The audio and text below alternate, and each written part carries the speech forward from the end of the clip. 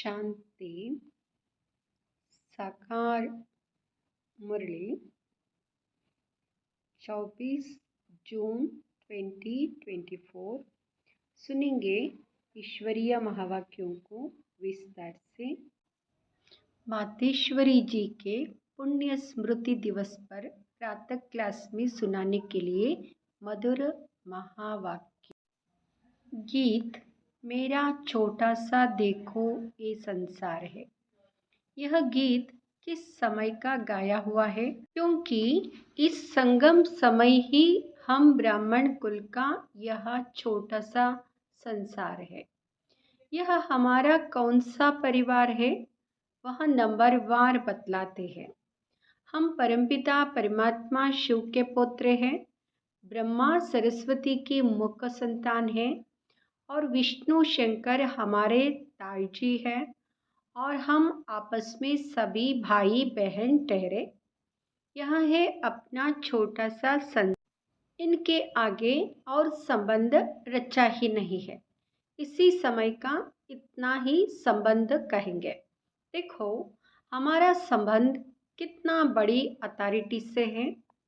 हमारा ग्रैंड पप्पा है शिव, उनका नाम कितना भारी है। वो सारी मनुष्य सृष्टि का बीज रूप है।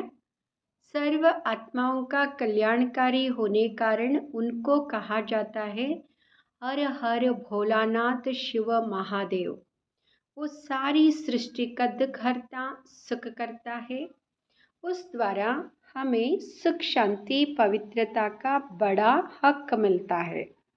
शांति में फिर कोई कर्म बंधन का हिसाब किताब नहीं रहता, परंतु यह दोनों वस्तु पवित्रता के आधार पर रखते हैं। जब तक पिता की परवरिश का पूर्ण वर्षा ले पिता से सर्टिफिकेट नहीं मिला है, तब तक वो वर्षा मिल नहीं। देखो ब्रह्मा के ऊपर कितना बड़ा काम है।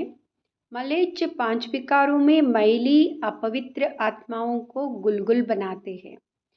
जिस अलौकिक कार्य का अजूरा फिर सत्युग का पहला नंबर श्री कृष्ण पद मिलता है। अब देखो उस पिता के साथ तुम्हारा कैसा संबंध है, तो कितना बेफिक्र और खुश होना चाहिए। अब हर एक अपने दिल से पूछो, हम उनके पूर्ण रीति हो चुके हैं? सोचना चाहिए कि जब परमात्मा बाप आया है तो उनसे हम कंप्लीट वर्षा ले लेवे। स्टूडेंट का काम है संपूर्ण पुरुषार्थ कर स्कॉलरशिप लेना, तो हम पहला नंबर लॉटरी क्यों ना विन करें। वहाँ है विजय माला में पिरोया जाना। बाकी कोई है जो 2 लड्डू पकड़ कर बैठे हैं। यहाँ का भी हद का सुख लो और वहाँ भी वैकुंठ में कुछ ना कुछ सुख ले लेंगे। ऐसे विचारवान को मध्यम कनिष्ठ पुरुषार्थी कहेंगे, ना कि सर्वोत्तम पुरुषार्थी। जब बाप देने में आनाकानी नहीं करता तो लेने वाले क्यों करते हैं? तब गुरु नानक ने कहा, परमात्मा तो दाता है, समर्थ है, मगर आत्माओं को लेने की भी ताकत नहीं। कहावत है, देंदा दे लेंदा तक पावे। देने वाला देता है लेकिन लेने वाला थक जाता है। आपके दिल में आता होगा, हम क्यों नहीं चाहेंगे कि हम भी यह पद पाए, परंतु देखो बाबा कितनी मेहनत करता है, फिर भी माया कितना विघ्न डालती है। क्यों? अब माया का राज्य समाप्त होने वाला है। अब माया ने सारा सार निकाल दिया है, तभी परमात्मा आता है। उसमें सब रस समाया हुआ है, उनसे सभी संबंधों की रसना मिलती है। तभी त्वमेव मातश्च पिता आदि यह महिमा उस परमात्मा की गाई हुई है। तो बलिहारी इस समय की है जो ऐसा संबंध हुआ है। तो परमात्मा के साथ इतना संपूर्ण संबंध जोड़ना है जो 21 जन्मों के लिए सुख प्राप्त हो जाए। यहाँ है पुरुषार्थ की सिद्धि। परंतु 21 जन्म का नाम सुन टंडे मत पड़ जाना। ऐसे नहीं सोचना कि 21 जन्मों के लिए इतना इस समय पुरुषार्थ भी करे, फिर भी 21 जन्म के बाद गिरना ही है, तो सिद्धि क्या हुई। परंतु ड्रामा के अंदर आत्माओं की जितनी सर्वोत्तम सिद्धि मुकर्रर है वो तो मिलेगी ना। बाप आकर के हमें संपूर्ण स्टेज पर पहुंचा देता है, परंतु हम बच्चे बाबा को भूल जाते हैं तो ज़रूर गिरेंगे। इसमें बाप का कोई दोष नहीं है। अब कमी हुई तो हम बच्चों की।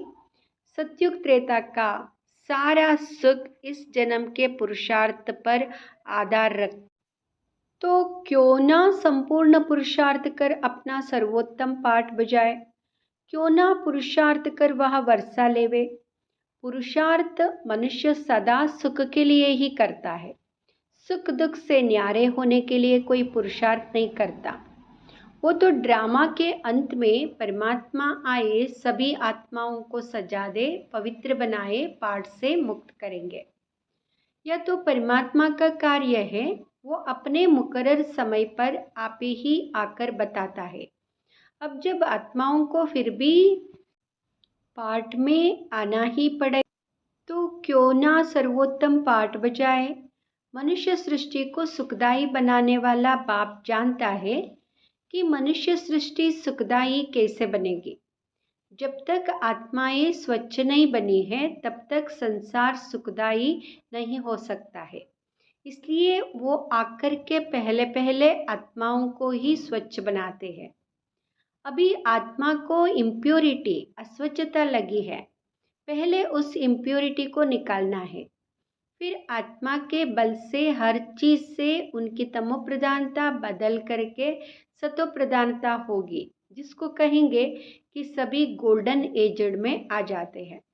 तो यह तत्व आदि सब गोल्डन एजड स्टेज में आ जाते हैं। तो पहले आत्मा की स्टेज बदलती है, तो आत्माओं का बदलाने वाला अर्थात आत्माओं को प्योरीफाइड बनाने वाला फिर अथॉरिटी वो हो गया। तुम देखते हो ना कि अभी दुनिया बदलती जा रही है। पहले तो अपने को बदलना है। जब हम अपने को बदलेंगे तब उसके आधार से दुनिया बदलेगी। अगर अभी तक हमारे में फर्क नहीं आया है, अपने को ही नहीं बदला है, तो फिर दुनिया कैसे बदलेगी। इसलिए अपनी जांच रोज करो। जैसे पोता मिल रखने वाले रात को अपना खाता देखते हैं ना कि आज क्या जमा हुआ, सब अपना हिसाब रखते हैं। तो यह भी अपना पोता मेल रखना है कि सारे दिन में हमारा कितना फायदा रहा, कितना नुकसान रहा। अगर नुकसान में कुछ ज़्यादा गया तो फिर दूसरे दिन के लिए फिर खबरदार रहना है। इसी तरह से अपना अटेंशन रखने से फिर हम फायदे में जाते जाते अपनी जो पोजीशन है उसको पकड़ते चलेंगे। तो ऐसी जांच रखते अपने को बदला हुआ महसूस करना चाहिए। ऐसे नहीं कि हम तो देवता बनेंगे, वह तो पीछे बनेंगे, अभी जैसे है वैसे ठीक है। नहीं, अभी से वह देवताई संस्कार बनाने हैं। अभी तक जो पांच विकारों के वश संस्कार चलते थे, अभी देखना है कि उन विकारों से हम छूटते जा रहे हैं। हमारे में जो क्रोध आदि था वह निकलता जा रहा है। लोभ या मोह आदि जो था वह सब विकारी संस्कार बदलते जा रहे हैं। अगर बदलते जा रहे हैं, छूटते जा रहे हैं, तो मानो हम बदलते जा रहे हैं। अगर नहीं छूटते हैं तो समझो कि अभी हम बदले नहीं हैं। तो बदलने का फर्क महसूस होना चाहिए, अपने में चेंज आनी चाहिए। ऐसे नहीं कि सारा दिन विकारी खाते में ही चलते रहे, बाकी समझे कि हमने अच्छा कोई दान पुण्य किया, बस नहीं। हमारा जो कर्म का खाता चलता है उसी में हमको संभलना है। हम जो कुछ करते हैं उसमें किसी विकार के वश हो अपना विकर्मी खाता तो नहीं बनाते हैं। इसमें अपने आप को संभालना है, ये सारा पोता मेल रखना है। और सोने से पहले 10-15 मिनट अपने को देखना चाहिए कि सारा दिन हमारा कैसे बीता। कई तो नोट भी करते हैं क्योंकि पिछले पापों का जो सिर पर बोझ है उसे भी मिटाना है। उसके लिए बाप का फरमान है, मुझे याद करो। तो वह भी हमने कितना समय याद में दिया, क्योंकि यह चार्ट रखने से दूसरे दिन के लिए सावधान रहेंगे। ऐसे सावधान रहते रहते फिर सावधान हो जाएंगे, फिर हमारे कर्म अच्छे रहते चलेंगे और फिर ऐसा कोई पाप नहीं होगा।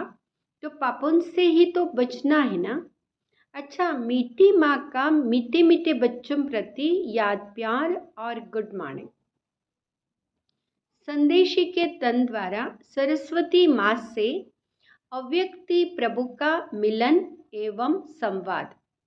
बेटी श्री राधे, देखो तेरे पास कौन आए पधारा है। कितनी बड़ी ताकत तुमसे बातचीत कर रही है। मेरे आने के राज से तुम खुद को भी जान सकती हो। आने वाले की पोजीशन के साथ खुद की पोजीशन अथवा पद को भी जान सकती हो। हे राधे बेटी, तुम मेरा जलवा देखना चाहती हो। मैं चाहूँ तो 1 सेकेंड में विनाश करा सकता हूँ, परंतु करता नहीं हूँ, क्योंकि विराट फिल्म अनुसार जो कर्तव्य जिस जिस द्वारा जैसे प्ले होने हैं वह अवश्य प्ले होंगे। अव्यक्त प्रभु अनादि कायदे कानून को जानने वाला ही अनादि कायदों की पहचान आकर देता है। यह सारी सृष्टि का अनादि खेल स्टेज पर प्ले होता है, तो प्रैक्टिकल प्ले होने में समय लेता है। अगर इतने वर्षों का खेल 1 सेकेंड में पूरा कर दो तो बाकी खेल क्या चले। तो जो तकलीफ जैसे जैसे देखनी अथवा सहन करनी है वो वैसे ही उसी अटपटे राज से रिपीट होती है। यह अटपटी रिपीटेशन है जिसको है प्यारी मम राधे तुम और मैं देख कितना हर्षित होता हूँ। इस विराट ड्रामा के सभी पार्ट टेस्ट लेने वाले बने हुए हैं। इस खेल को चलाने वाला अगर चाहे तो 1 सेकेंड में इस ड्रामे को ड्रॉप कर फिर नए सिरे से शुरू कर देवे, परंतु करता नहीं है, क्योंकि ईश्वर को भी इस साधारण रीति से कर्तव्य चलाना पड़ता है। स्वयं सर्वशक्तिवान निराकार ईश्वर साकार में है, परंतु साधारण वेश में। यही तो भूल भुलैया का खेल है, जिसको जो जाने वह जानने जानना हार। बेटी श्री राधे, प्रिय वत्सों को यह सहन करने का मार्ग भी अवश्य तय करना है। यद्यपि मैं चाहूँ तो अपने वत्सों प्रति इसे सहज मार्ग भी बना सकता हूँ, क्योंकि साक्षात्कार करने की चाबी मेरे हाथ में है। अगर किसी भी धनवान भगत को किसी देवता का साक्षात्कार करा दो तो वह अपना सारा धन ले यज्ञ में आए स्वाहा कर देवे, क्योंकि ईश्वर तो सभी धनवानों का धनवान है। लेकिन तेरा पिता चाहता है कि मैं अपने बेगर्स प्रियवत्सों को प्रिंस और प्रिंसेस बनाऊं, इसलिए तुम यहाँ सब सहन करने के बाद ही प्रिंस और प्रिंसेस जाए बनेंगे। पिता जानता है कि वत्सों को यह सहन करने का मार्ग अवश्य तय करना है, क्योंकि सहन करना यह ईश्वरीय व दैवी गुण है, जिसमें ही खुशी समाई हुई है। इस गुण से ईश्वरीय सुख महसूस होता है। सहन करते भी तुम कितनी मौज मनाते हो, यही गोपनीय है। ऐसे अनासक्त योगी ही स्थायी सुख प्राप्त करता है। अभी तो परीक्षाओं का समय नजदीक आ पहुंचा है। हर एक वत्स आने वाली परीक्षाओं को इन एडवांस सामने रख उस अभ्यास में चल। भल कोई भी वत्स को खान पान इत्यादि ना मिले, परंतु खुद बेपरवाह बादशाह हो उपस्थित हो, ऐसी अपनी सुंदर अवस्था बहुत समय से लेकर धारण करनी है। अगर कोई समझता है कि उस समय आपे ही चल जाऊंगा, यह समझ बैठना अपने को धोखा देना है। इसलिए पहले से ही सावधान हो रहना है। मेरे अति प्रिय वत्स याद में तो बैठते हैं, परंतु अभी तक उस लाइट का तेज मेरे वतन तक नहीं पहुंचता है।